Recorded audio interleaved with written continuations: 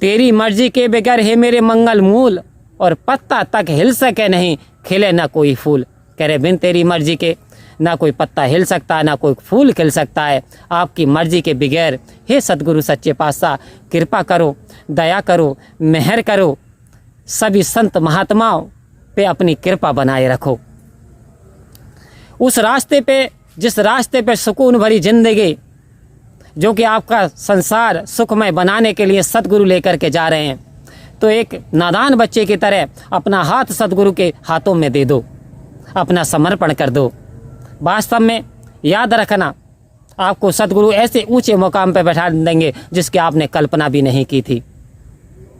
आओ संत महात्माओं, तो सतगुरु की कृपा के यदि हम पात्र बन जाते हैं, तो कहा कि मुझे कौन पूछता था, तेरी बंदगी से पहले एक बुझा सा दिया था, तेरी रोशनी से पहले। संत महात्माओं, तेरी रोशनी से पहले मैं एक बुझा सा दिया था। इसकी कृपा के बिना कुछ नहीं हो सकता। इसकी कृपा हुई, ये ब्रह्म ज्ञान की जानकारी मिली, तो इसकी रजा में राजी रहना आ जाए। परम प्यार से बोलिए धन्य का जी।